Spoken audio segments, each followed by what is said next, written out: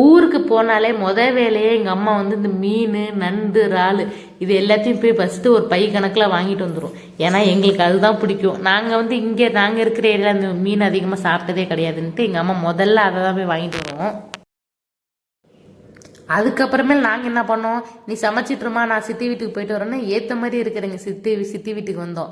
அங்கே வந்து இந்த அழகு செடியெலாம் நாங்கள் சின்ன பிள்ளையா இருக்கும்போது அவங்க வீட்டில் தான் நிறைய வளர்ப்பாங்க. அழகாக தொட்டியில் வச்சு நீட்டாக வச்சுருப்பாங்க. அது பார்க்கவே அழகாக இருக்கும். ஏன் மணி பிளான்ட்டை கூட நான் எங்கள் சித்தி வீட்டில் தான் நாங்கள் சின்ன பிள்ளையில தடவையாக பார்த்தேன்.